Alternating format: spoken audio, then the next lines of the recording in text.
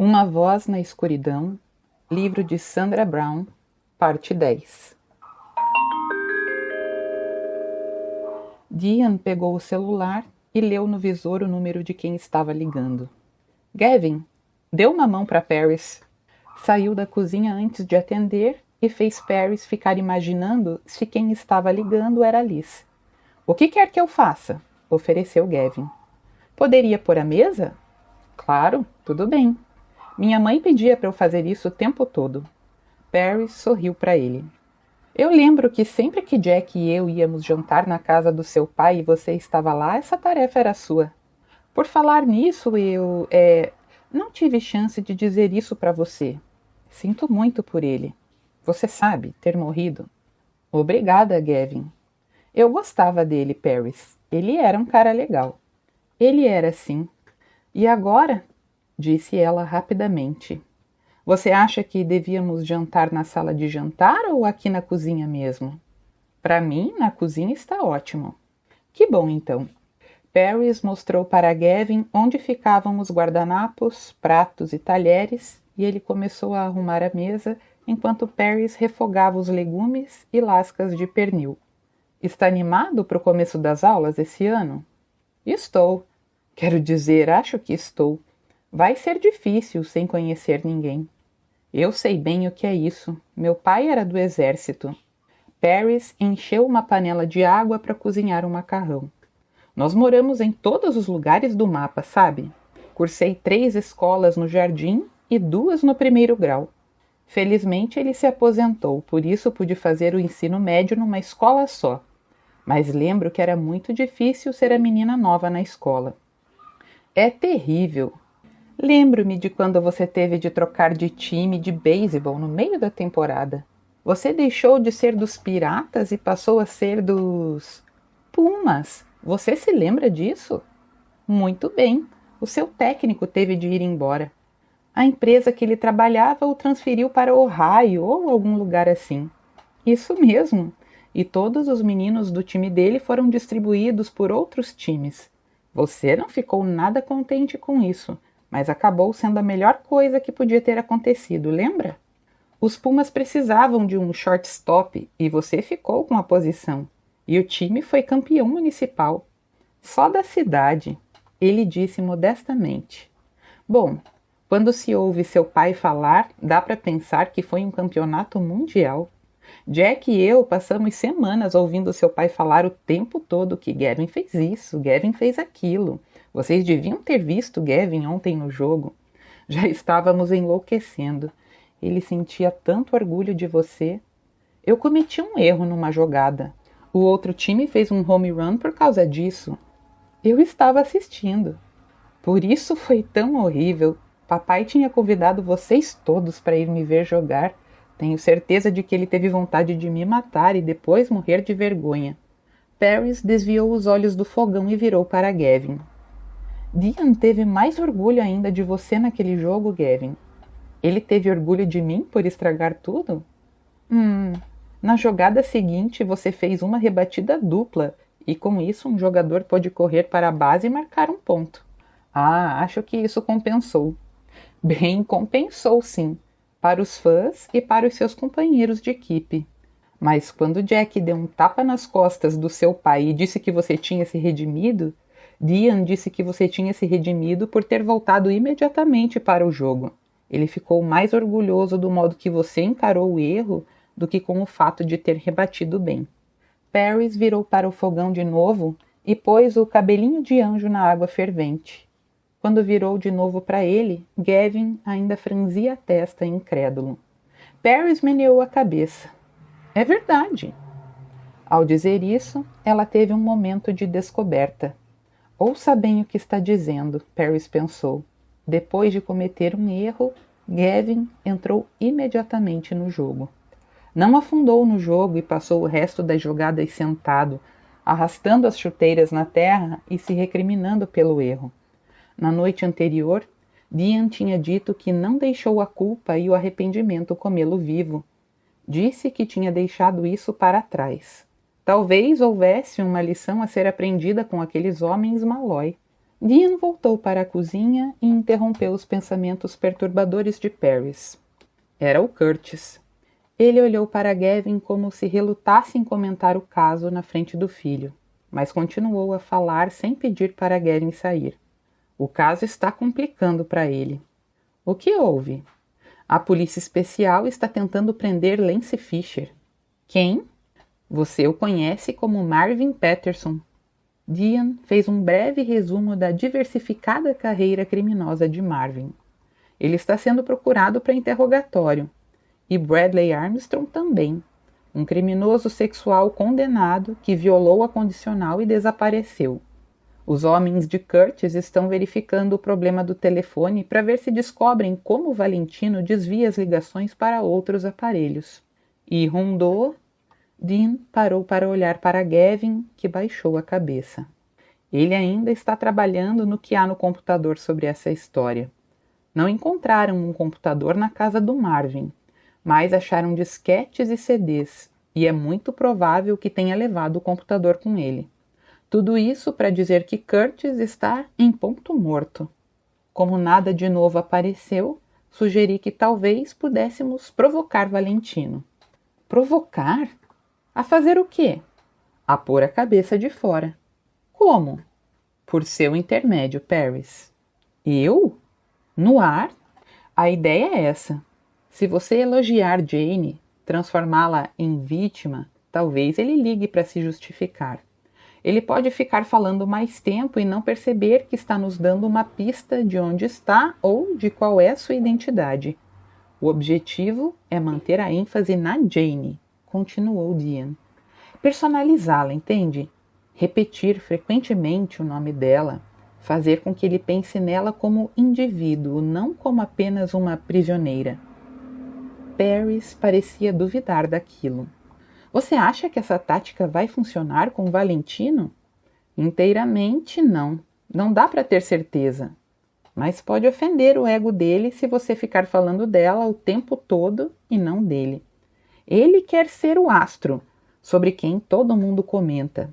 Assim, se o foco for ela, talvez ele não resista e apareça para dizer: "Ei, olhe para mim." Paris olhou para o relógio. Dean disse em voz alta o que ela estava pensando. Certo, temos pouco mais de 24 horas para impedir que ele faça o que ameaçou fazer.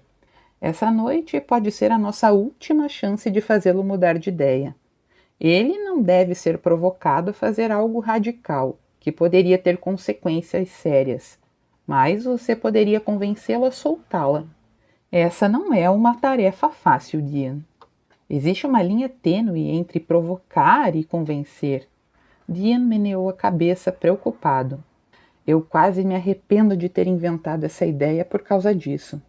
E o que é que Curtis acha? Ele achou a ideia ótima, aceitou na mesma hora. Mas eu contive o ânimo dele, disse que isso não ia acontecer se você não estivesse 100% à vontade.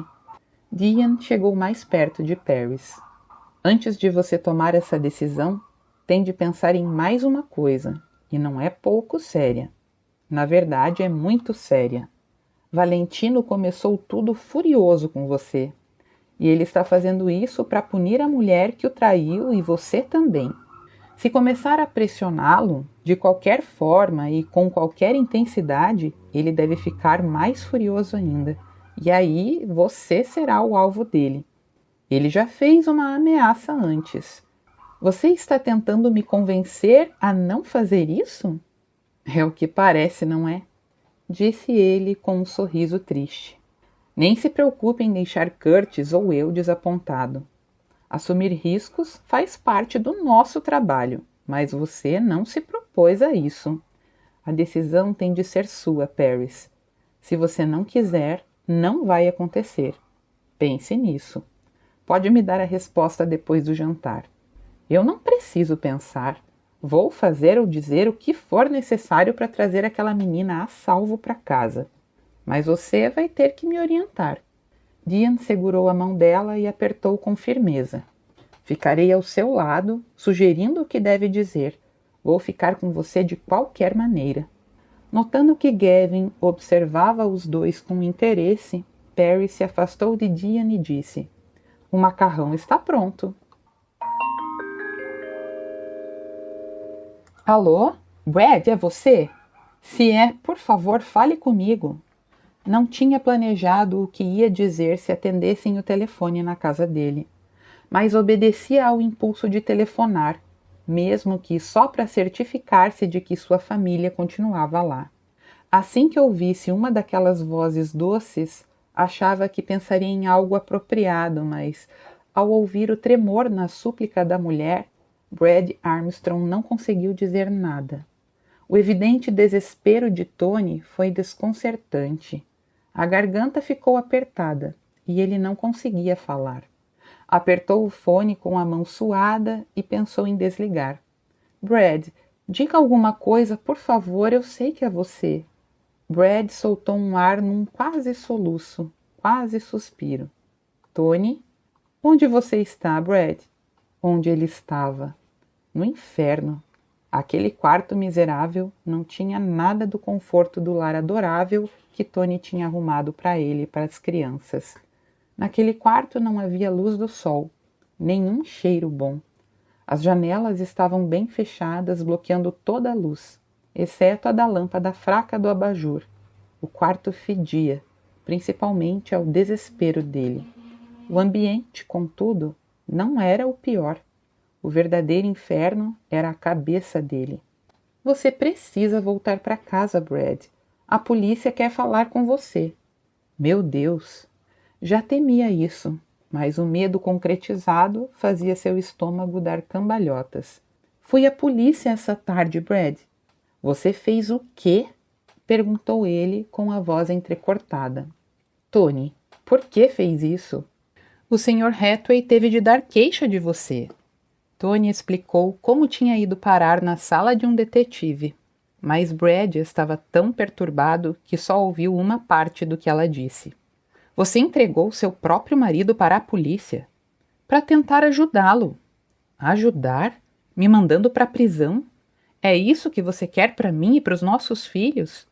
É isso que você quer para eles? É você que está destruindo a nossa família, Brad, não eu." "Você está se vingando de mim por ontem à noite, não está?" "Então é isso. Você ainda está com raiva de mim." "Não, Brad, eu não estava com raiva." "Então que nome você dá a isso?" "Medo." "Medo?" zombou ele. "Por que eu queria fazer amor a partir de agora?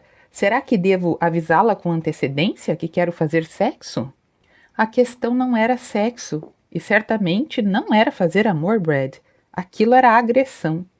Brad esfregou a testa e os dedos ficaram molhados de suor. "Você nem tenta me entender, Tony. Nunca tentou. Não estamos falando de mim e das minhas limitações como esposa ou como ser humano. Estamos falando de você e do seu vício." Está bem, está bem. Já entendi. Vou voltar a fazer terapia de grupo, ok? Ligue para a polícia e diga que se enganou, que nós brigamos e que você queria se vingar de mim. Eu converso com o Hathaway. Se eu for bem humilde, ele será leniente comigo. É tarde demais para pedir desculpas ou fazer promessas, Brad. A determinação e convicção com que Tony disse aquilo assustaram Brad ainda mais.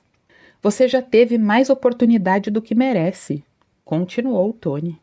"Além disso, não está mais nas minhas mãos, nem nas mãos do Sr. Hathaway. Agora é um caso para a polícia, e eu não tenho mais opção senão cooperar com eles." "Cooperar? Fazendo o quê?" "Dando-lhes acesso ao seu computador." "Ai, meu Deus, por Cristo! Você tem opção sim, Tony. Não está vendo que isso vai acabar comigo? Por favor, querida, por favor, não faça isso."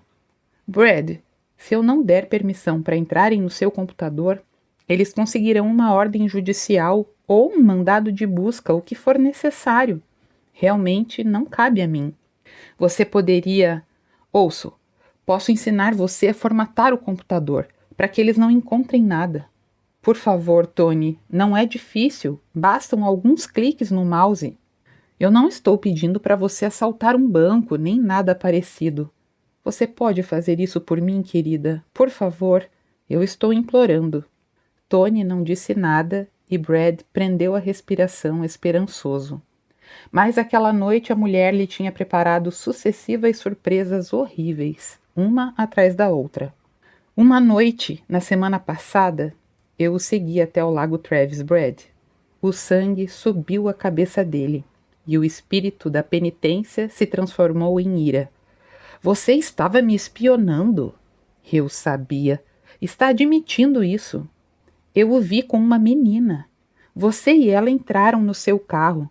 Só posso deduzir que você transou com ela. E você tem razão, Tony. Transei mesmo. Berrou ele. Porque a minha mulher se encolhe toda vez que eu encosto nela.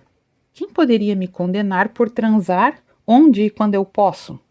Você alguma vez esteve com essa menina desaparecida? A filha do juiz? Jane Camp? Achou que sua respiração parecia extraordinariamente acelerada e ficou imaginando se Tony também percebia isso, ou qualquer outra pessoa que pudesse estar escutando. Essa possibilidade deixou Brad apavorado. Por que ela estava perguntando sobre Jane Camp? A polícia grampeou o telefone aí de casa? O quê? Não, é claro que não, Brad. Enquanto você estava fazendo amizade com a polícia, vocês armaram para me pegar? Eles estão escutando essa conversa? Essa ligação está sendo rastreada. Brad, você está falando besteira. Errado, não estou falando nada. Brad desligou e deixou o celular cair como se tivesse mordido sua mão. Começou a andar de um lado para o outro no quarto abafado e claustrofóbico. Eles sabiam dele com Jane. Tinham descoberto como ele temia. Aquele Curtis, Sargento Curtis. Foi com ele que Tony disse que conversou à tarde. Ele não estava encarregado de investigar o desaparecimento de Jane? Era isso que Brad tinha medo. Assim que viu a foto dela na primeira página do jornal matutino, soube que era apenas uma questão de tempo para a polícia começar a procurá-lo. Alguém devia tê-lo visto com Jane e dado a informação. Agora teria de ter muito cuidado ao andar por aí. Se o vissem, podia ser preso. E isso não podia acontecer. Isso não podia acontecer. Na prisão, os outros presos faziam coisas terríveis com homens como ele. Tinha ouvido histórias. Seu próprio advogado tinha contado os horrores que aguardavam um pervertido sexual na prisão. Deus do céu, ele estava ferrado. E tinha de agradecer a Jane Camp por isso, a putinha provocante. Estavam todos contra ele. Jane, a mulher dele, a megera furiosa. Hathaway também, que não saberia o que fazer com um pau duro se tivesse um, o que era pouco provável. O policial da condicional tinha ciúme do sucesso de Brad com as mulheres. Por despeito, ficaria feliz de entregá-lo algemado para ser levado direto para a prisão. Porém, a fúria de Brad não durou muito. O medo retornou e o dominou. Suando profusamente, mordendo a bochecha, ele andava de um lado para o outro no quarto, completamente perdido. Aquele negócio com a Jane podia significar uma encrenca séria para ele. Devia ter ficado longe dela. Agora via isso claramente. Já conhecia sua reputação antes mesmo da menina abordá-lo pela primeira vez. Tinha lido as mensagens sobre ela no site do Clube do Sexo. Sabia que era uma aventureira do sexo, como ele. Também sabia que era uma pentelha mimada e rica, que tratava os ex-amantes como lixo e debochava deles no quadro de avisos da internet. Mas tinha ficado cheio de si quando uma das meninas mais desejadas do Clube do Sexo deu em cima dele. O que devia fazer? Recusar? Que homem poderia recusá-lo? Mesmo sabendo que talvez representasse a própria condenação, não pôde resistir ao charme dela. Valia correr o risco para ficar com ela. Satisfazer suas fantasias significava aceitar o perigo. Brad sabia que estava flertando com o desastre toda vez que paquerava uma menina menor de idade. Ou acariciava uma paciente, ou gozava numa loja de vídeo, mas o risco de ser apanhado só fazia aumentar o tesão. Sempre impunha desafios para si mesmo, para ver até que ponto podia sair impune. Paradoxalmente, seu desejo se alimentava da gratificação. Quanto mais longe suas escapadas o levavam, mais fundo ele queria explorar. Novidades eram passageiras, havia sempre uma outra fronteira para atravessar, mais um passo a dar. Mas enquanto agonizava no seu inferno particular, descobriu que talvez tivesse levado aquela fantasia longe demais. Capítulo 23. Boo! A reação de Paris, que acabava de sair do refeitório e caminhava pelo corredor escuro, foi derramar chá quente na mão. Droga, Stan! Isso não tem graça. Desculpe. Caramba, não queria assustar você assim. Ele correu para a cozinha minúscula e rasgou vários pedaços de papel toalha. Precisa de manteiga? Quer ir para a enfermaria? Paris secou o chá com a mão. Não, obrigada, não me queimei. Não consigo ver seus olhos, mas tenho a impressão de que estão soltando faíscas. Isso foi uma estupidez, Stan. Nossa, por que está tão nervosa? Nossa, por que você é tão infantil? Caramba, já pedi desculpa. Só estou me sentindo ótimo hoje. Por quê? O que houve? Tio Wilkins está voando de volta para Atlanta. Daqui a pouco haverá alguns estados entre nós, e isso é motivo para comemoração. Parabéns. Mas só para constar, eu não gosto de levar susto. Nunca achei graça nenhuma nisso. Stan foi atrás dela, voltando para o estúdio. Quando entraram na sala iluminada, Paris viu a mancha roxa. Ai, Stan, o que aconteceu no seu rosto? Stan encostou o dedo de leve no ponto ao lado da boca. Titio me deu um tapa. Você está brincando, não está? Não, é verdade. Ele bateu em você?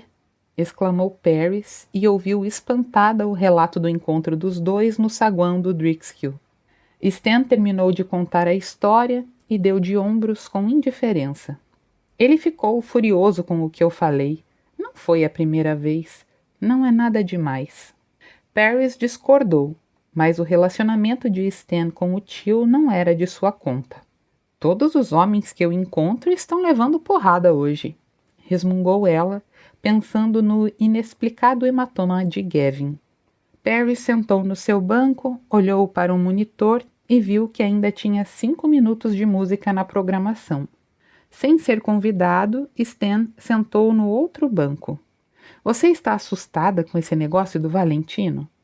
Você não estaria? O tio Wilkins perguntou se eu era o cara misterioso dos telefonemas. Paris olhou de lado para ele enquanto mexia o conteúdo de um envelope de adoçante no chá. Não é você, é? Como se pudesse ser, respondeu ele, apesar de ser sexualmente incompetente, pelo menos de acordo com o tio Wilkins. E por que ele pensa assim? Genes ruins. Minha mãe era uma puta, meu pai um tarado. Titio paga as putas e pensa que ninguém sabe. Imagino que ele deve achar que esse fruto aqui não caiu muito longe da árvore. Mas fora um transviado sexual, ele me considera um fudido com F maiúsculo. Ele disse isso pra você? Com todas as letras. Você já é um adulto. Por que aceita isso dele?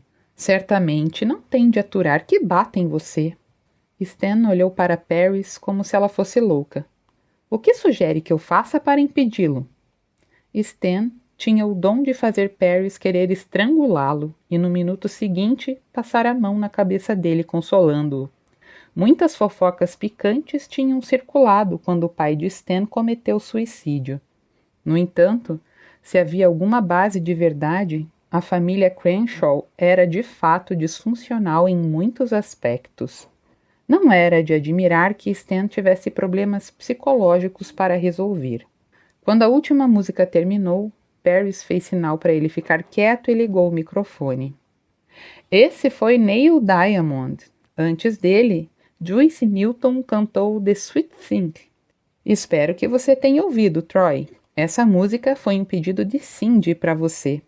Vou atender a outros pedidos até às 2 horas. Ou então, podem ligar e compartilhar suas ideias comigo e com os ouvintes. Telefonem, por favor. Em seguida, ela foi direto para 2 minutos de anúncios. Você acha que ele vai ligar hoje?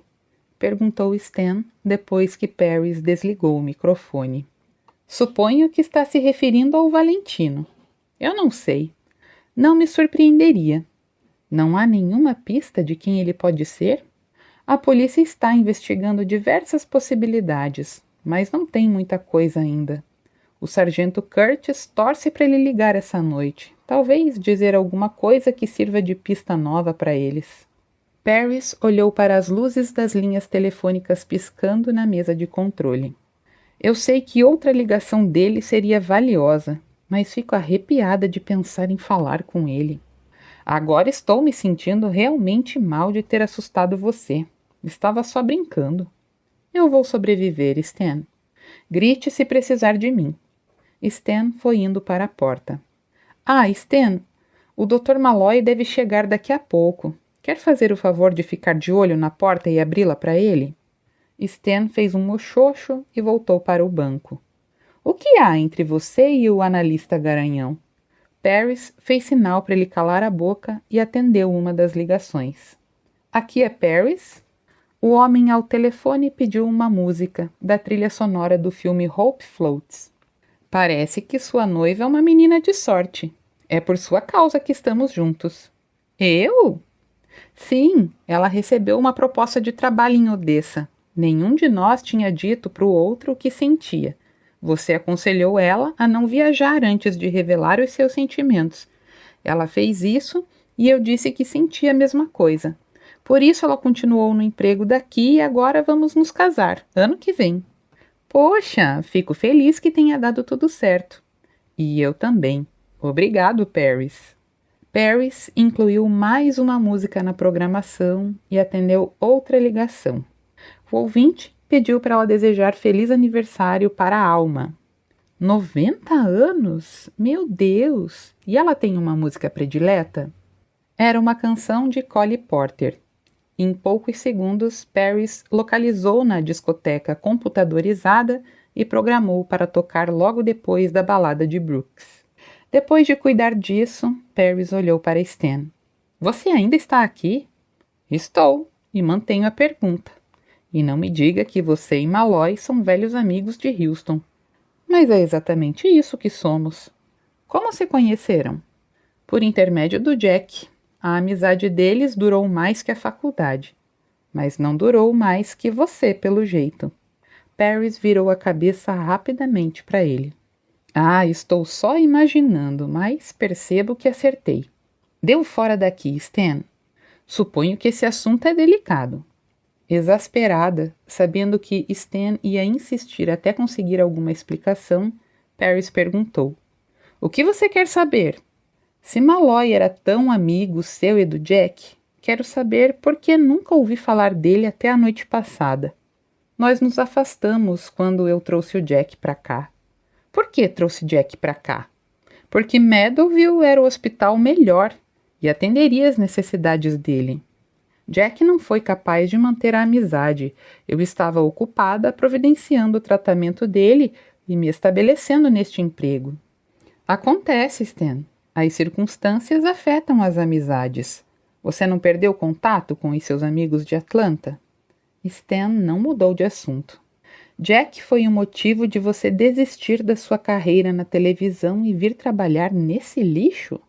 Quando ele sofreu o acidente, eu mudei minha carreira, tá bem? Está satisfeito? E essa é toda a história. Eu acho que não é não, continuou Stan, semicerrando os olhos. Parece lógico e até plausível, mas é conveniente demais. Acho que você não incluiu os sombreados. Sombreados? As nuances que fazem uma boa história. Com licença, eu estou ocupada, Stan. Além disso, Paris, nada que você contou explica a eletricidade que passou entre você e Malloy ontem à noite. Quase queimou minhas sobrancelhas. Vamos lá, Paris, desembuche. Ele tentou convencê-la. Não vou ficar chocado. Você já viu a barriga feia da minha família e nada poderia ser mais escandaloso. O que aconteceu com vocês três? Eu já lhe contei, Stan. Não acredita em mim, o problema é seu. Se quer sombreados, trate de inventá-los. Eu realmente não me importo, desde que o mantenha ocupado. E nesse meio tempo, será que não pode inventar alguma coisa produtiva para fazer? Paris voltou a prestar atenção na mesa de controle, nas linhas telefônicas, no monitor com a programação e no monitor de informação do estúdio, onde um novo boletim meteorológico tinha sido apresentado por um meteorologista local. Stan deu um suspiro resignado e foi de novo para a porta. Não toque em nada quebrável, disse Paris para ele, sem se virar. Mas a animação dela se desfez assim que Stan saiu do estúdio. Jogou seu chá, que já estava morno e amargo, na lata do lixo. Queria esganar Stan por ressuscitar aquelas lembranças perturbadoras. Mas não podia ficar pensando nelas. Tinha de fazer seu trabalho. Pegou o microfone e disse: mais uma vez, feliz aniversário para a Alma. O pedido dela nos fez retroceder algumas gerações, mas toda canção de amor é um clássico aqui na FM 101.3. Sou Paris Gibson e vou entretê-los até as 2 da madrugada. Espero que fiquem comigo. Gosto da companhia de vocês e também gosto de tocar as músicas que vocês pedem. Telefonem para mim. Diane e ela haviam concordado que não diria nada para Valentino, nem mencionaria Jane até ele chegar. Tinham saído da casa dela ao mesmo tempo, mas Diane teve de levar Gavin em casa antes de ir para a estação. O jantar tinha sido bom. Por um acordo tácito, não falaram sobre o caso que todos estavam envolvidos. Em vez disso, a conversa foi sobre filmes, música e esportes. E deram boas risadas com as lembranças que trocaram. Quando estavam saindo, Gavin agradeceu a Paris educadamente o jantar. Papai é um péssimo cozinheiro. Eu também não sou nenhuma mestre cuca. Você chega mais perto do que ele. Paris percebeu que Diane estava satisfeito de Gavin e ela terem se entendido tão bem e do jantar ter sido tão tranquilo. Tinha até ficado meio alegrinha e beber apenas meia taça de chardonnay, o seu limite numa noite de trabalho. A única coisa que comprometeu um pouco sua alegria foi o fato de saber que estava mantendo os dois afastados de Liz aquela noite. Na série seguinte de comerciais, Paris atendeu a todos os telefonemas. Cada vez que apertava um botão que piscava, sentia medo, e por isso, raiva de Valentino. Ele a fez ter medo do trabalho que era sua salvação. Aquele emprego tinha sido seu chão nos 7 anos em que ficou cuidando da saúde de Jack. Só foi capaz de suportar aqueles dias intermináveis no hospital porque sabia que podia fugir para a estação de rádio à noite. Recebeu uma ligação de uma jovem chamada Joan, cuja personalidade era tão efusiva que Paris resolveu colocá-la no ar. Você disse que é fã do Seal. Eu o vi uma vez num restaurante em Los Angeles. Ele parecia super legal. Você pode tocar Kiss from a Rose? Com movimentos automáticos, Paris pôs a música pedida atrás das 3 outras que já estavam na programação. Por que Diane estava demorando tanto, ela pensou. Ele mantinha a pose, mas Paris sabia que estava profundamente preocupado com a ligação de Gavin com Jane Camp. Qualquer pai que amasse o filho ficaria preocupado, mas Diane se culpava pelo mau comportamento de Gavin e considerava uma falha dele, assim como havia assumido a culpa quando o impasse de Albert Dory com a polícia de Houston resultou em tragédia. Aquilo de novo, uma outra lembrança. Por mais que se esforçasse para evitar, sua mente sempre voltava para lá, para aquela noite. Diane apareceu no apartamento dela 18 horas depois do Sr. Dory tornar órfãos seus 3 filhos, matando primeiro a ex-mulher e depois se suicidando. Chegou sem avisar e pediu desculpas. Sinto muito, Paris. Eu não devia vir sem avisar primeiro, disse ele assim que Paris abriu a porta. Parecia que não tinha sentado nas últimas 18 horas, dormido nem pensado. O queixo estava escuro com a barba por fazer, E Paris tinha descansado muito pouco, passara a maior parte do dia na sala do noticiário de televisão, onde editou uma perspectiva geral do incidente para os jornais noturnos. Tragicamente, a história não era tão incomum. Incidentes parecidos aconteciam sempre em outras cidades. Tinha até acontecido em Houston antes, mas nunca com ela. Paris nunca tinha testemunhado uma coisa como aquela de tão perto e com tanto envolvimento pessoal. Estar na cena e conviver com ela era muito diferente de ler sobre o caso no jornal ou escutar sem prestar muita atenção o noticiário da televisão, fazendo alguma coisa ou preocupada com outra. Até seu câmera estafado foi afetado. A atitude brincalhona foi substituída pela depressão quando a van da reportagem seguiu a ambulância com os 2 corpos até o necrotério. Mas ninguém que tinha passado por aquilo sentiu tanto a calamidade como Dian. O desespero estava marcado profundamente no seu rosto. Paris fez sinal para ele entrar. Quer alguma coisa? Um drink? Quero sim, obrigada. Dian sentou pesadamente na beira do sofá e Paris serviu uma dose de uísque para cada um. Deu o copo alto para ele e sentou ao seu lado. Estou atrapalhando você? Ele perguntou, desanimado. Não, claro que não. Paris apontou para seu roupão atoalhado branco.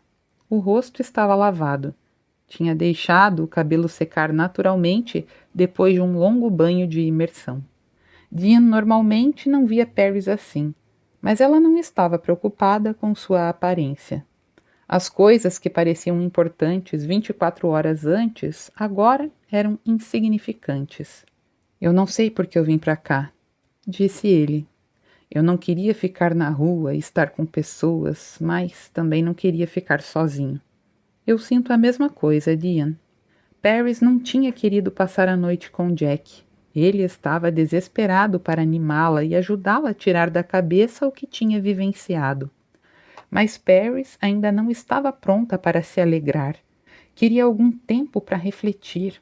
Além do mais, estava exausta. Ir ao cinema ou mesmo jantar fora parecia tão remoto como voar até a lua. Até mesmo conversar com Jack teria exigido uma energia que Paris não tinha. O objetivo da visita de Dian não parecia ser conversar. Depois daquelas primeiras e poucas frases, ele ficou parado, com um olhar vazio, tomando uns goles de uísque de vez em quando. Não preencheu o silêncio com conversa inútil. Ambos sabiam que o outro estava péssimo com o final daquele impasse. 2 mortes. Paris achava que Dian também se consolava apenas estando perto de alguém com quem tinha compartilhado aquela tragédia. Dian levou meia hora para terminar de beber o uísque. Deixou o copo vazio na mesa de centro. Ficou olhando para ele alguns segundos e depois disse: Eu tenho que ir. Mas Paris não podia deixar Dian ir embora sem oferecer algum consolo. Você fez tudo o que pôde, Dian. Isso é o que todo mundo diz. Porque é verdade, você fez o melhor possível. Mas não adiantou grande coisa, não é? 2 pessoas morreram. Mas 3 pessoas continuam vivas. Se não fosse você, talvez ele tivesse matado os filhos também. Dian meneou a cabeça sem muita convicção. Paris ficou de pé quando Dian se levantou e seguiu-o até a porta. Ele virou de frente para ela. Obrigado pelo drink. De nada. Alguns segundos passaram e só depois Dian disse: Peguei sua história no noticiário das 6. Pegou? Estava boa. Corriqueira. Não, foi boa mesmo. Obrigada. De nada. Dian prendeu Paris com o olhar fixo, e os olhos dele pareciam implorar, uma súplica que Paris sabia que os dela deviam estar espelhando, emoções que não podia negar, mas que abafava havia meses, e agora explodiam dentro dela. Quando Dian a segurou, Paris já entreabria os lábios para receber o beijo dele.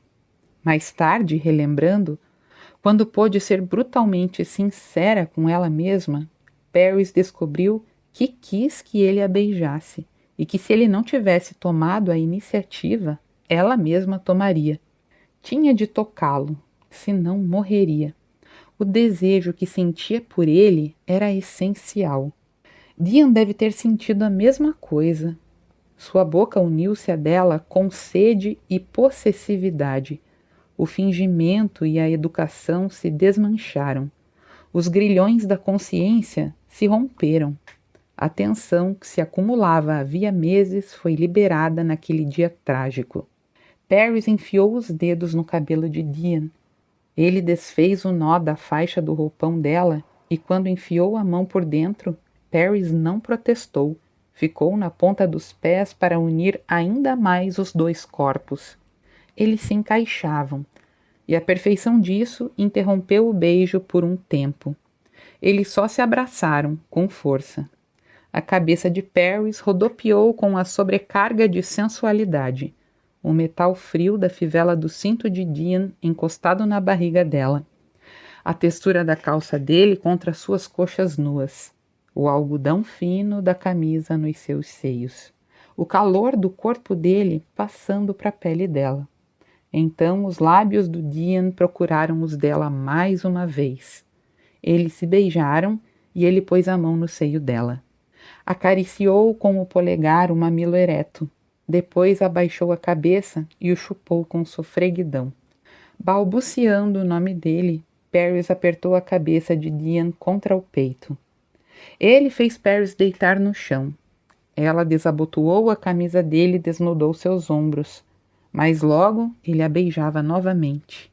Entre as coxas, Paris sentiu Dian desafivelando o cinto e abrindo o zíper da calça. A cabeça do órgão dele roçou seus pelos púbicos e explorou-a e depois penetrou-a. A ereção de Dian distendeu e preencheu Paris. Ele pôs todo o seu peso nela, e Paris o absorveu, feliz, apertando os quadris dele entre as coxas. A pressão era incrivelmente doce. Os sons que subiam do peito dela eram uma jubilosa mistura de riso e choro. Dian beijou as lágrimas que escorriam dos cantos dos olhos de Paris. Então, segurou-lhe a cabeça com as mãos fortes e encostou a testa na dela, rolando suavemente de um lado para o outro, na troca do ar que respiravam e da intimidade completa. Deus me ajude, Paris, disse ele com a voz rascante. Eu precisava estar com você. Paris deslizou as mãos por dentro da roupa e apertou as nádegas de Dian, forçando-o mais para dentro dela ainda. Dian suspirou rapidamente, sibilando, e começou a se mexer. Com cada investida insinuante, a intensidade do prazer aumentava, e também o significado. Dian segurou o queixo de Paris e levantou sua cabeça para beijá-la. Ele ainda a beijava quando Paris gozou, de modo que seus gemidos suaves soaram na boca de Dian. Segundos depois ele gozou também, e continuaram agarrados um ao outro. A separação foi gradual e relutante. Quando o êxtase físico começou a diminuir, o significado moral do que tinham feito se avolumou. Paris tentou ignorar. Quis rebelar-se contra a injustiça da situação, mas era inexorável. Meu Deus! Gemeu ela, virou de lado e ficou de costas para ele. Eu sei. Dian pôs o braço na cintura de Paris e puxou-a contra o peito. Beijou-lhe o pescoço de leve e afastou as mechas de cabelo do rosto molhado. Mas a mão dele ficou paralisado quando o telefone tocou. Mais cedo, Paris tinha ligado a secretária eletrônica para poder monitorar as ligações. Agora, a voz do Jack soava no alto-falante, transformando-o numa terceira presença na casa. Oi, querida.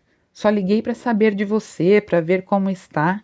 Se estiver dormindo, nem se preocupe em ligar de volta.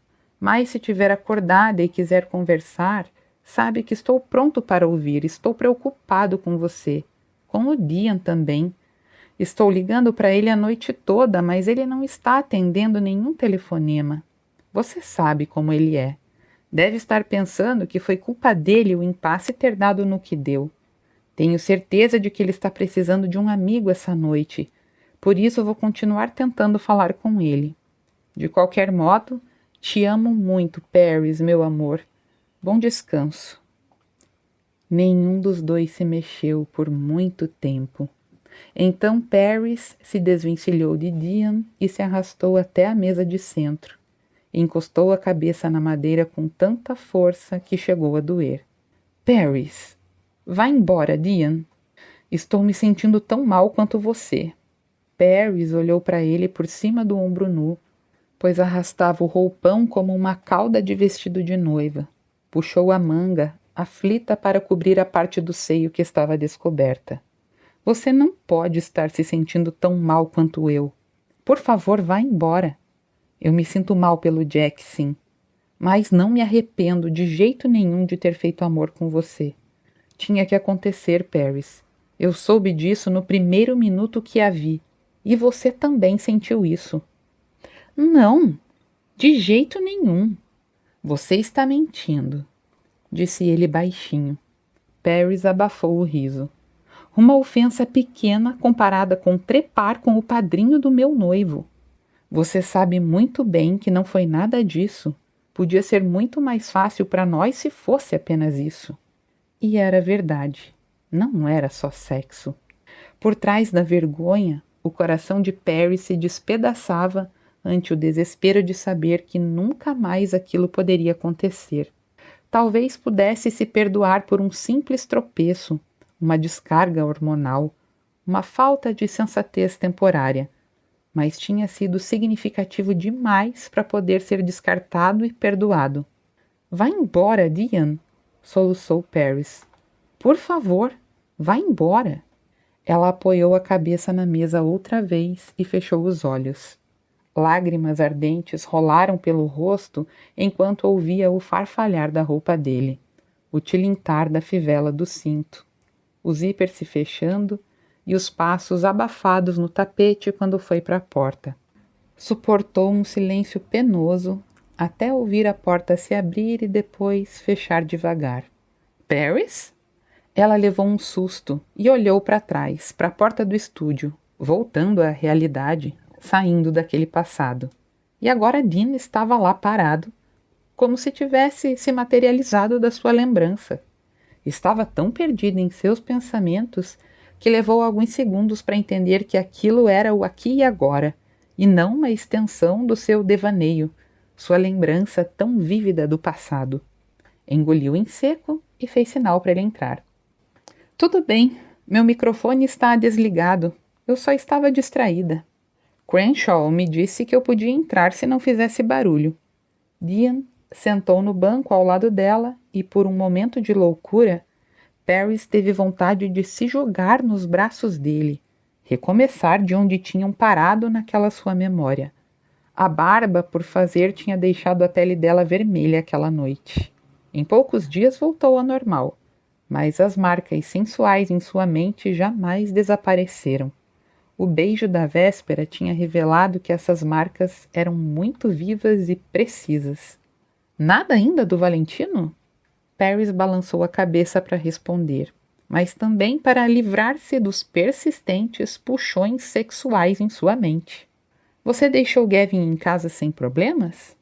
Com ordens para não sair, e acho que essa noite ele não vai me desobedecer. Ele ficou abalado de ser interrogado na delegacia e certamente se comportou muito bem no jantar. É claro que estava tentando impressionar você. Bem, então ele conseguiu, porque eu fiquei impressionada mesmo. Ele é um menino maravilhoso, Dean. Dean meneou a cabeça pensativo. Ele é sim. Paris ficou observando Dean um pouco e notou a ruga de preocupação que se formara entre as sobrancelhas dele. Mas Dean focalizou o olhar dela. Mas ele está mentindo para mim, Paris. Capítulo 24. O sargento Robert Kurtz trabalhava horas extras. Estava escondido no seu cubículo dentro do BCI, onde apenas mais um detetive dava plantão com um caso de assalto. O rádio na mesa de Kurtz estava sintonizado na 101.3. Ele ouvia a voz de Paris Gibson enquanto lia a informação que conseguira sobre a carreira dela, interrompida na televisão, e a partida para Houston. Os amigos dele na polícia de Houston tinham sido muito eficientes e mandaram por fax tudo o que já tinha sido publicado sobre Paris, Jack Donner e Dean Malloy.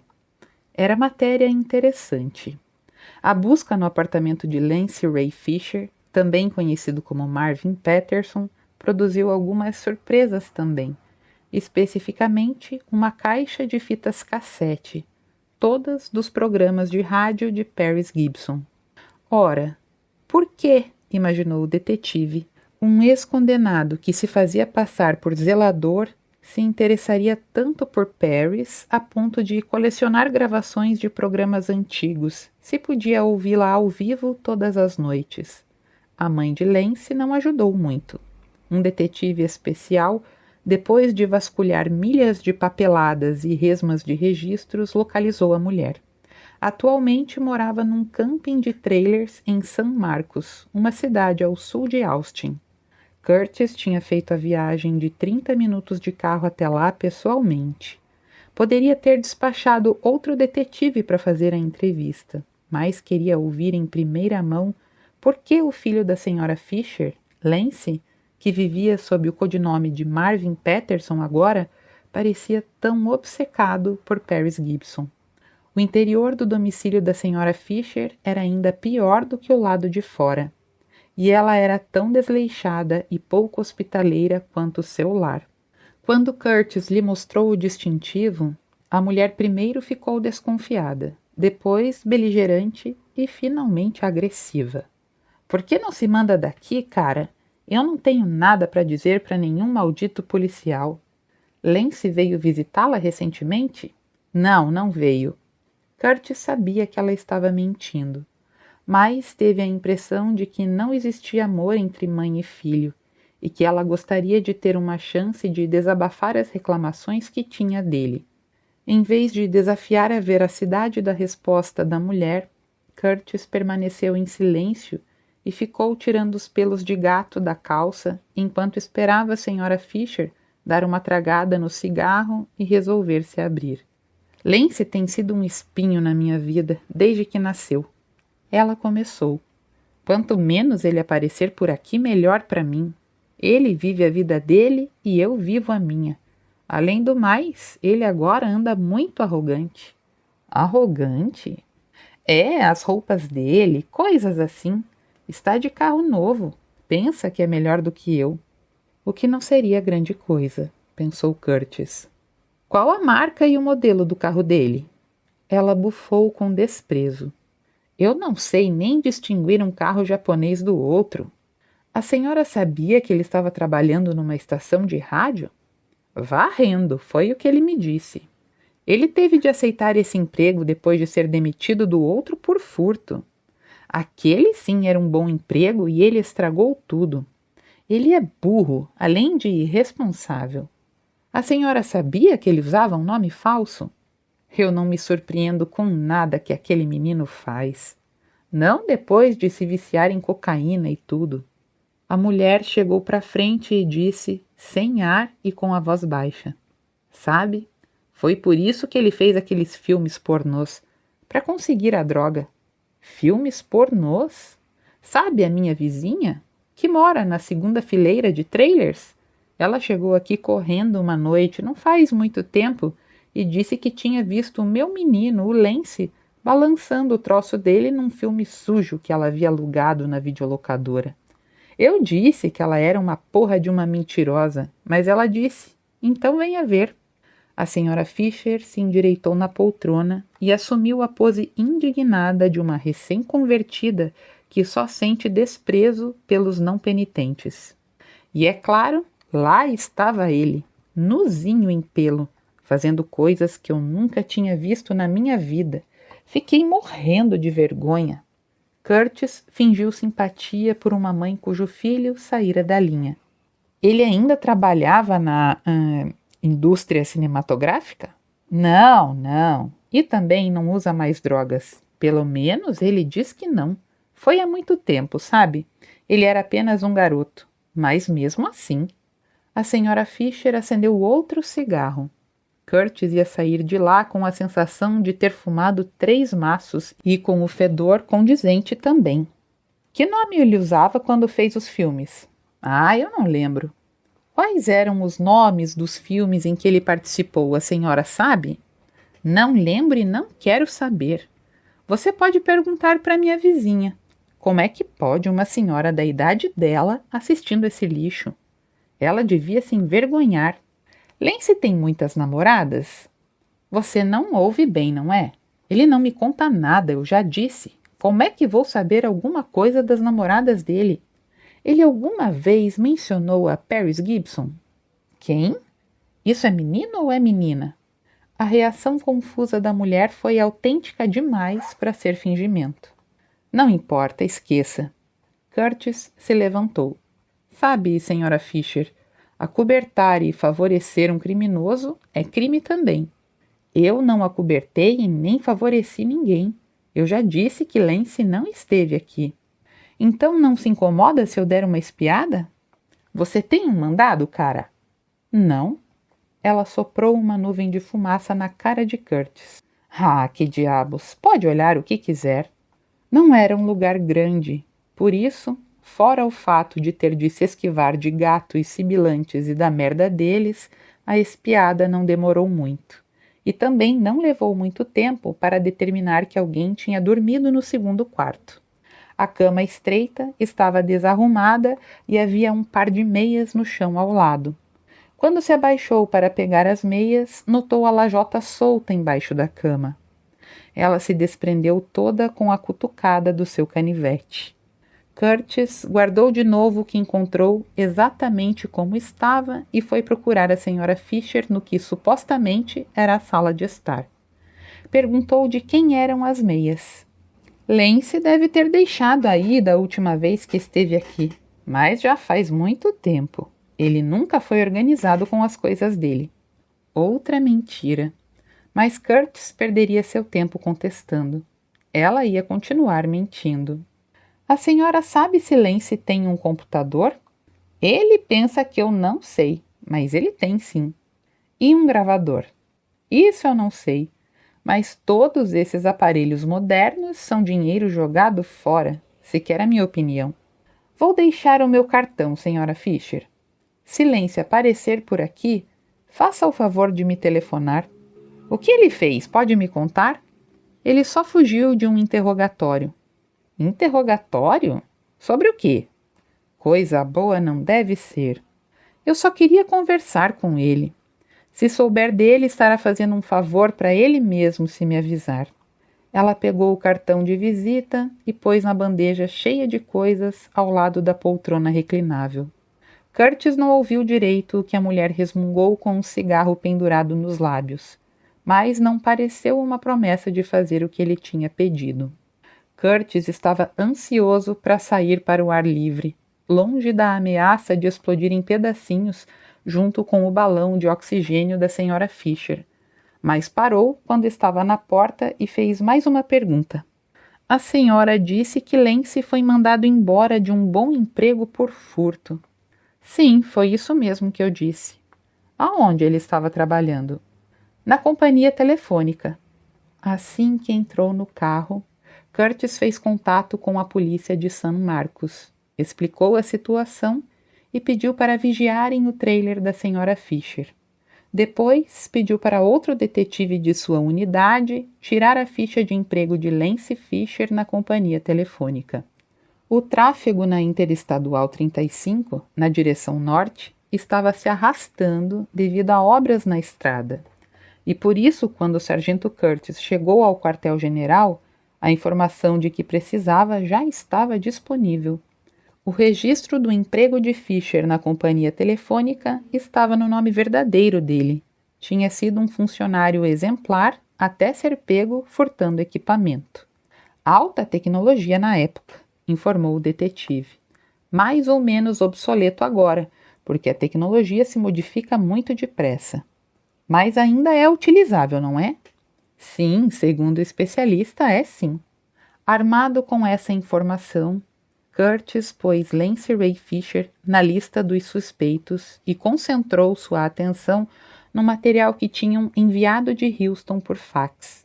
Haviam cópias de artigos de jornal, transcrições de cobertura na televisão e material impresso tirado da internet. Contavam uma trágica história e preenchiam algumas lacunas que Malloy não tinha querido explicar. Por exemplo, Curtis agora compreendia por que Paris Gibson usava óculos escuros. Tinha sido ferida nos olhos no mesmo acidente de carro que vitimou Jack Donner, deixando-o apenas com o coração batendo e as funções cerebrais mínimas. Paris viajava no banco do carona com cinto de segurança. Quando o carro bateu no pontilhão da ponte em alta velocidade, os airbags explodiram. Porém, não serviram para protegê-la do vidro estilhaçado no para-brisa, que devia ser a prova de estilhaços, mas não era, especialmente quando o motorista, de aproximadamente 90 quilos, foi catapultado através dele. Jack Donner não usava seu cinto de segurança. O airbag retardou sua ejeção do carro, mas não impediu que acontecesse. Ele sofreu traumatismo craniano muito grave. Os danos foram irreparáveis e extensos. Ficou fisicamente debilitado pelo resto da vida. Sua capacidade mental ficou reduzida a reações a estímulos visuais, táteis e auditivos.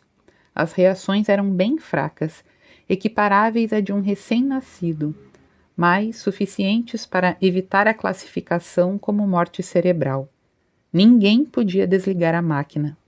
De acordo com o relatório, o Dr. Dean Malloy, da polícia de Houston, foi o primeiro a chegar à cena do acidente. Ele estava seguindo o Sr. Donner em seu próprio carro. Testemunhou o acidente e fez a chamada para o 911 no seu celular. Tudo indica que agiu como amigo carinhoso e dedicado, que ficou de vigília vários dias depois do acidente no quarto do hospital da senhorita Gibson e do CTI onde estava o Sr. Donner.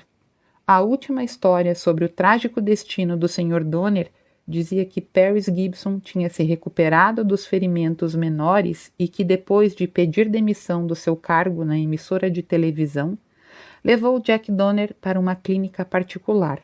Citaram Paris, agradecendo aos amigos, colegas de trabalho e fãs que enviaram flores e cartões desejando melhoras para ela e para o noivo.